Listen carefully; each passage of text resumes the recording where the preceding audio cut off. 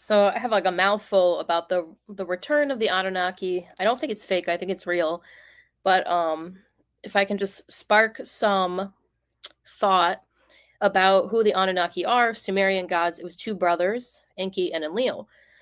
Enki was I do believe Enki was more that the spirit. So the spirit and love, like the heart, and then Enlil was sort of like the opposition, but like we live in a very Enlil world. It's material in nature. It's like slavery in nature, and it's more of the mind. Enlil is the color blue. That's why I believe the colors are very important. Enlil was blue. Enki was red. Enlil is the mind. Enki is the heart. Enlil is the mind. Enki, and I'm repeating myself on purpose, Enki is the spirit. So I believe that God split into two. We hear this time and time again. He splits into two, giving us these twin boys who have different avenues to like how they want to see creation go on. And then they continue to prosper in their own creation. And as time goes on, obviously, we get a bit further away from each other. We get pretty divisive from each other. But in the end, it's like a singularity of the two coming back together, which is like restoring God as the sole influence of the world. Obviously, with the female, like with the female component, God with the female component. So there's a lot of people who are in religious psychosis who think that they're following God, but they are putting the female in her detriment. They're not. That's Satan. So you get all these like creative different avenues of breaking away from God and then returning to God. And in the end, it's funny how like anyone can say, "Oh, I'm following the true God."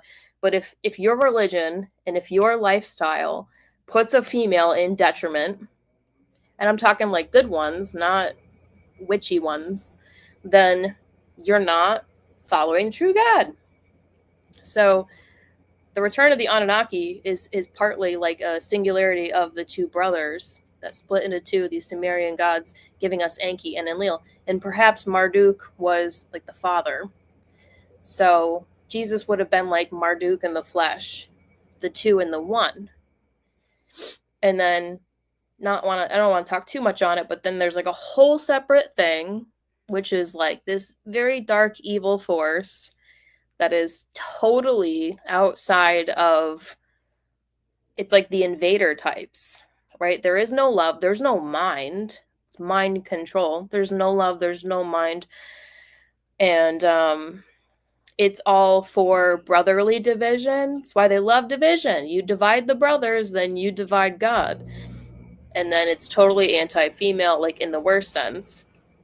So that's like this other invading type energy. It's very dark on another level because there's dark on a level that is ignorance. There's dark on a level that is just prideful rebellion against her brother.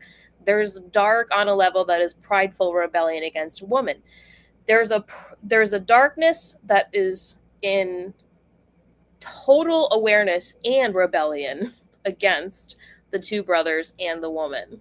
That is the dark part of creation that is going to be evicted in this war in the process of brotherly love returning, the return of the Anunnaki. So hope this makes sense to you. I didn't want it to be too spacey and too out there.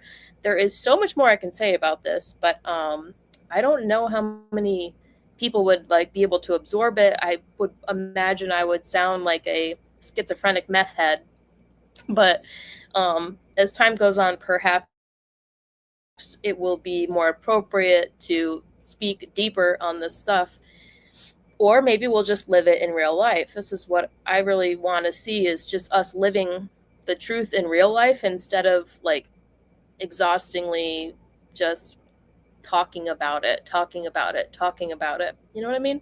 All right, you're the right kind of people. Love y'all so much. Check you later. Have a good night.